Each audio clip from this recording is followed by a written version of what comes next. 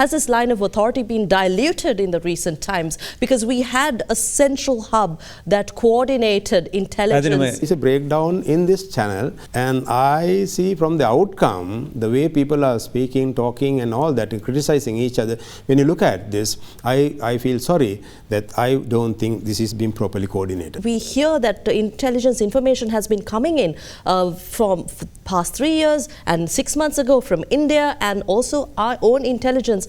We see a letter that has been circulated, but who do you think was responsible for making sure that this was effectively and rightfully sent across all relevant and rightful authorities in order to implement law and order? There is being a serious breach of discipline, serious breach of responsibility.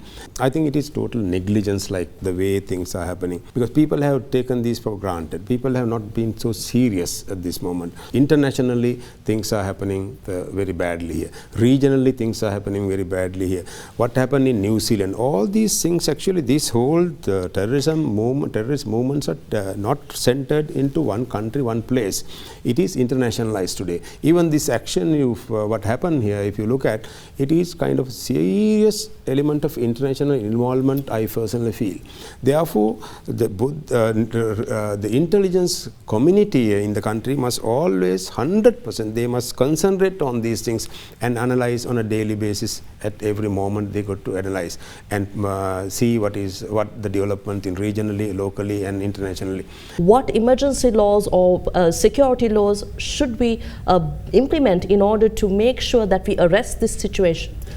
All these responsible people, leaders of this country, must sit together and discuss, resort back into basics. This is what we have to do. We have enough experts. We have international experts, local experts. We have experienced people.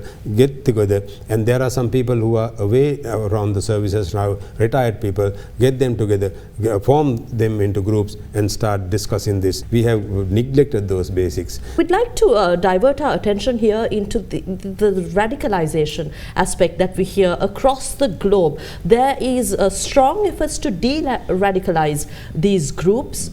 How do we look at this now? We see in Sri Lanka also an influx of radicalized groups coming into Sri Lanka, and possibly these attacks were carried out by such groups.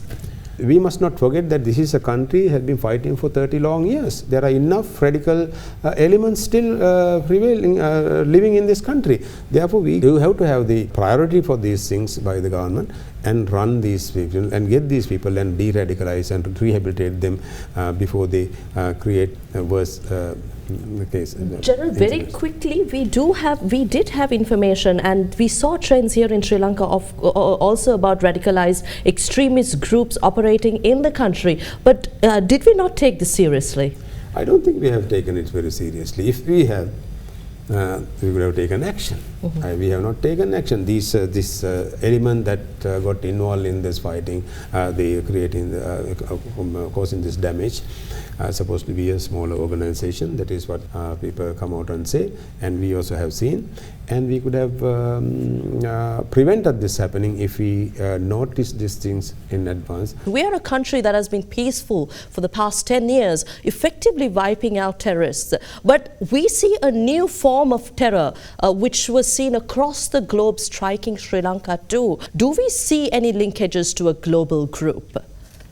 No, clearly, because if you look at the patterns of these attacks, you can directly point out to an international organization. You have to look beyond your borders, because this sort of terrorism, you'd have to look at it in a multi-jurisdictional, a multinational, as well as you need multi-intelligence sharing among other countries. And this is really important. In 2017 March, Institute of National Security Studies, the monthly threat forecast clearly highlight, which is written to the President, saying that there is a direct threat from extremist groups to this country. I think the liberal elements which came in, I think they came in different ways to the after the 2015 government. And that had an effect on national security. As a nation, you can't have two kinds of, signals coming in to national security as well as foreign policy, especially on national security, because what you see right now, I was a victim. I was there when the bombs went off at the Shangri-La. As a gross national security negligence, and whoever is responsible has to be, accountability is something that we have to look into.